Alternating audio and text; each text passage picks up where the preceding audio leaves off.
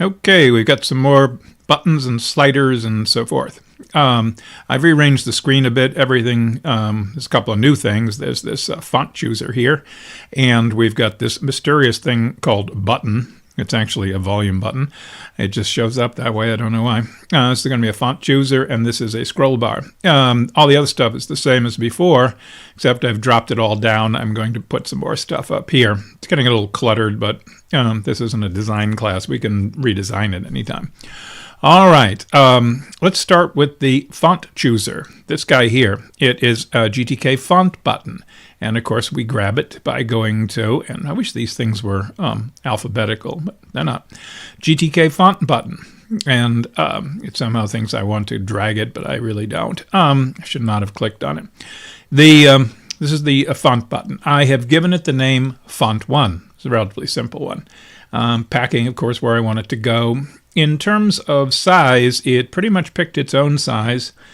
Because it's got a default font in there. Some fonts will be bigger, so you may want to turn on the width request and make it larger. But anyway, we've gone with the default. And finally, the signal. The signal is font set. On font 1, font set will be the signal that will be transmitted when somebody selects a font. All right, the code. And where is it? It's pretty much the same as we've done all these before. There's font 1. Excuse me, my lunch is coming up. There's font 1. And we go down here, and there it is when we pull it out of the builder, same as before. And we go down to the end. Where did I put it here? Here it is. It's relatively simple. It receives a GTK font button. All right. And I print, now to see what is in the button, what the button has selected, you use a function called GTK font button get font name. Very long. And you pass down the pointer to the button, and it will come back with the font, which I print out as a character string. All right, and that's all I do. So everything we're going to see is going to be in this terminal window. When I select a font in the GUI, nothing's really going to happen. I'm not using it for anything. I could now set the font of something else, and I'll do something like that in a minute. But anyway, there's the font button. All right, let's see if the font works. All right, where that came from. Anyway, click on the font. And now you have the usual font chooser, of which there are a whole lot of fonts, not all of which are on my computer, but this one I think is. And you can set the size. All right, so there it is. Purissa Bold 24, and you see that's what came back up here, Purissa Bold 24. And you can see on the screen, hello, screen, no, this screen, thank you. Purissa Bold 24 was the one selected. So if I go in here and again, I pick Rancana Regular, and let's go to a monster font size here. Yeah, it says Rancana 48 is the name that comes back. Didn't come back regular. I don't know why. I'm not in charge of what comes back. It's what the system sends. That may be all you need sufficiently in order to set it, but let's try another one to see what happened there. Something I'm actually likely to have on my computer. I don't know what some of these fonts are, and a lot of them are but open. No, that's some kind of Noto Thai. No, those are just these are hex codes. I assume they're hex. They should be. Lao, we got a lot of them here. Let me try to find something that looks reasonably English, which is, okay, Courier 10 pitch, okay, done to 48. Courier 10 pitch 48. Anyway, you see the fonts coming back. All right, kill that and go back over here. So that's a font selector, and it finally... when I clicked, it was waiting to drop another one in, but it did, so I just Control-Z'd and eliminated it. All right, this one here, which mysteriously looks like button, it's actually a GTK volume button, as you can see over here. It's for setting volumes. And what you see on the screen won't look like this. I don't know why it doesn't have the correct graphic on Glade, but it's probably something they're working on. So it's volume button, and there it is down here. I'm not going to click on it because then it'll think I'm trying to drag it, but GTK volume button. And I dragged it in here, and I gave it name volume 1, moved it around as appropriate. Didn't do anything with the packing. Go back over here, a couple of things. First of all, you notice the volume button actually consists of 2 sub-volumes. If I click it here, what's going to happen when you click it is a slider is going to come up. It's going to have a little speaker, and then a slider will pop up. And as you move the slider, well, it doesn't actually animate here, but as you move it, signals are being generated. This is the top button, the plus button, and this is the bottom button, or the minus button, which we're not going to play with, but they are in there. They are buttons that are on the... And you can actually fetch signals from them. They do have signals of their own. These here, these icons, you'll see there's 4 of them. These are the icons that will be displayed for the speaker. Now, it's going to be a speaker. And when it's off, it's going to have a little X on it, the speaker with the little X, meaning it's muted. As you raise the volume, the icon's going to change, and it's going to have those, you'll see it, those curved like parentheses, and you'll get more of them to indicate that the volume is rising. So that's what those are. In terms of vertical, horizontal, horizontal, of course, would make the scroll bar come out horizontally. It doesn't work. I don't know why. Seems like it should, but it's not working here. It might work in the next version. It might be something to go down to the XML file and fix. But it's only coming out vertical, which is not the end of the world. Okay, common. I didn't change anything here. The values come back. I don't know if it mentions it here. The value, you can set your own adjustment. Create an adjustment for it of what the range will be, but the range is going to be from 0 to 1, as I recall. Haven't checked it in a while, but I think it's 0 to 1. Okay, the signal is value changed. And it's the signal on the main button, not the sub buttons. On volume 1, value changed. All right, that's where we're going to do it. Click a save on that. I hope I didn't modify anything. There's volume 1. And there it is again when we're pulling it out of the builder. And on volume 1 changed. On volume 1 changed, and we receive a GTK volume button pointer. The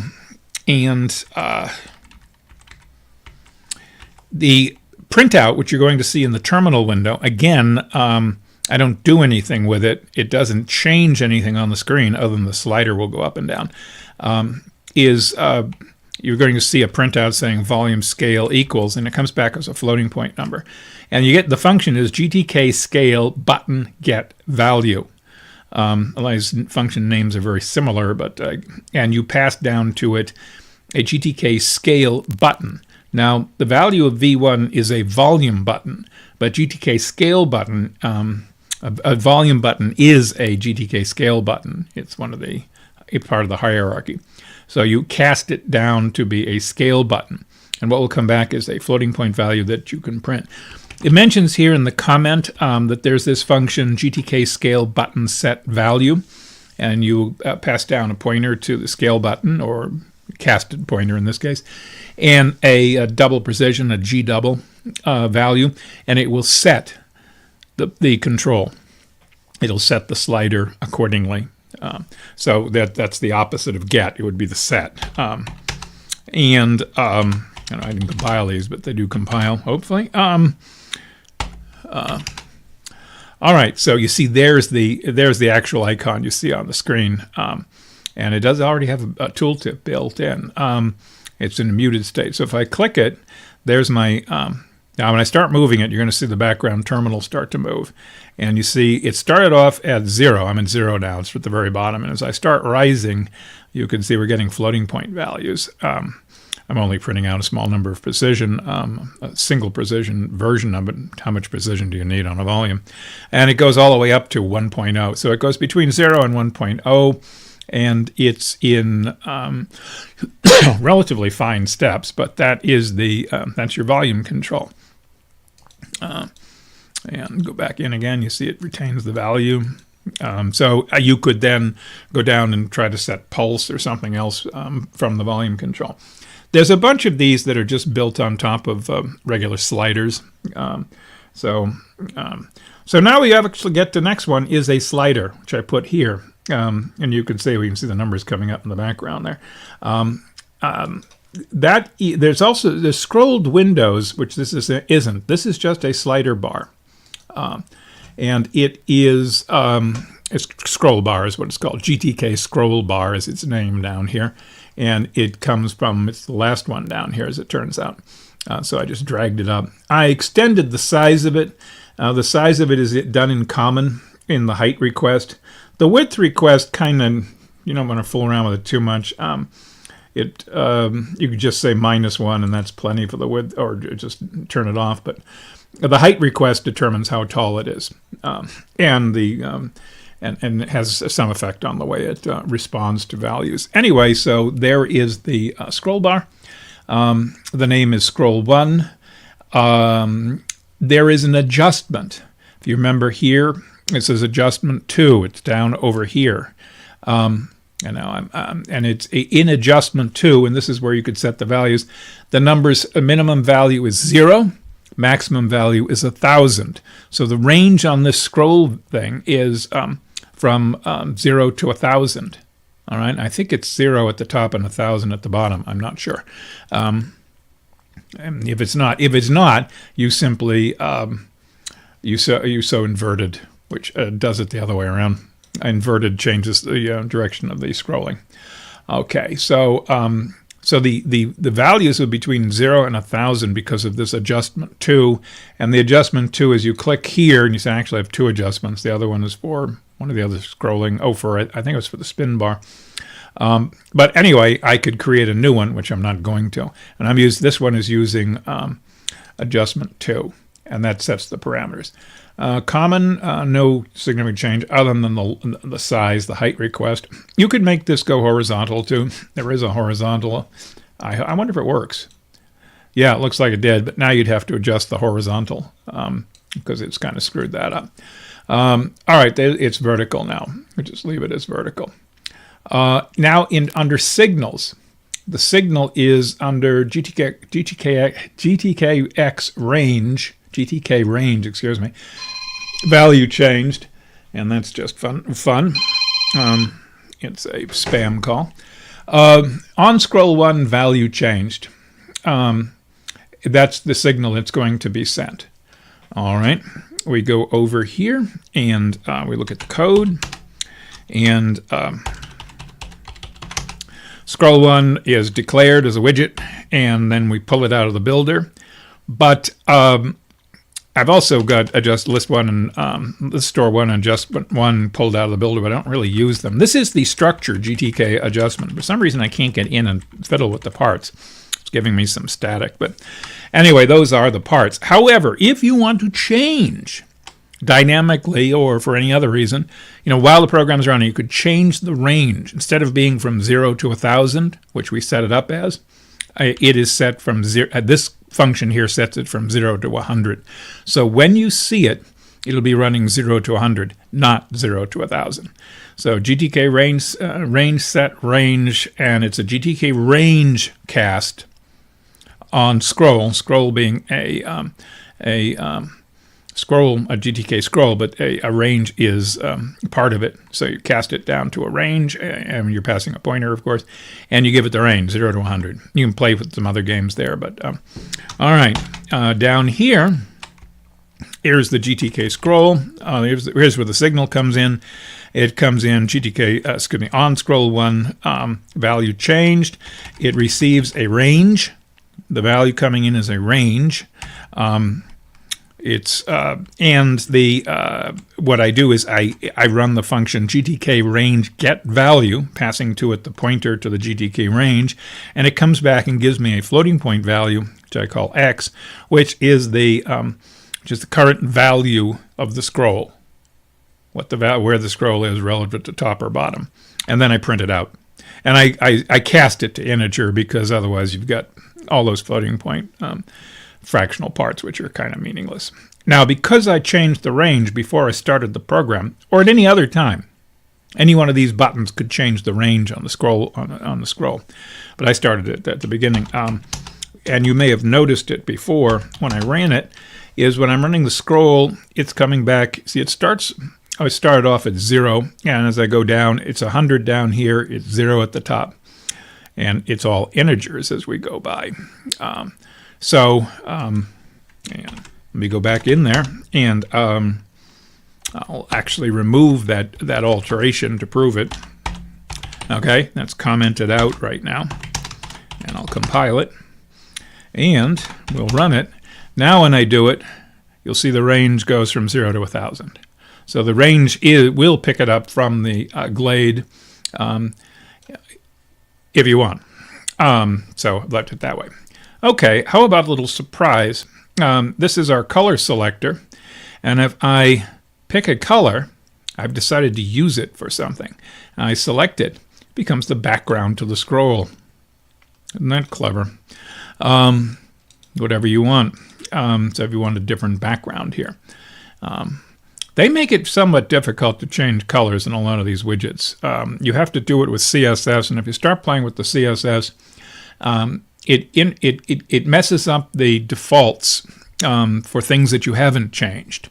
And the defaults for a lot of these buttons are coming from the underlying theme that you're using, like Mint X or something like that, or whatever the theme is on your desktop. They're being pulled in, and if you start altering the CSS for individual buttons, you lose some of that information. So and there's no obvious way of trying to fix it up that I've been able to find out.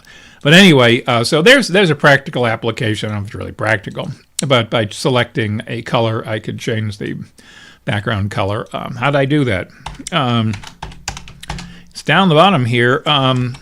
Let's see. Here it is. Here is the color chooser. This is the color chooser.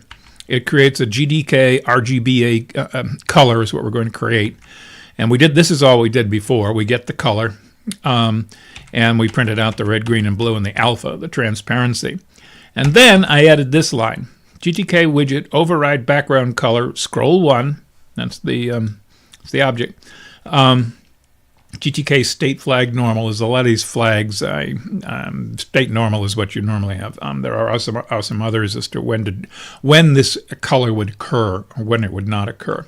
And you pass down the address of the GTK RGBA color.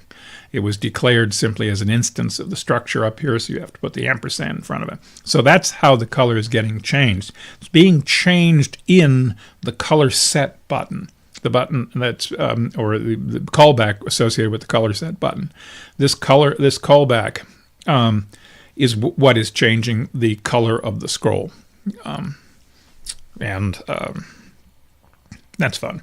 Okay, so did anything else? Now we've got them all. Everybody else seems to be working the same, except I moved stuff around. So what would you use something like this for? Is this is not live. This is just the Glade version. By the way, I'm thinking of it. Make sure if you get the GTK libraries, to get the development libraries, because you need that to do development, as opposed to the runtime libraries that are simply for stuff that's already been compiled. Anyway, what you could do on something like this is you may here have a bunch of labels or some such display. And let's say you had an array of 1,000 names of flowers or something like that, 1,000 names of something. And as you scroll this up and down, it would say, so let's say we had 10 of them here, 10 rows where I could write names. And as you scrolled here, it would go into a routine, and it would write out a window of 10 of those names into the 10 slots here, and if you move this down, it'll write another 10. So it'd be, scroll, you've got some kind of a window one or more windows, but I think more windows would be more likely.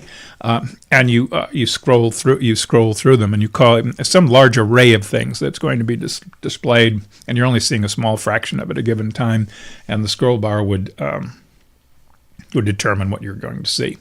But so how you use the scroll bar is up to you. Scrolled windows is different, but similar.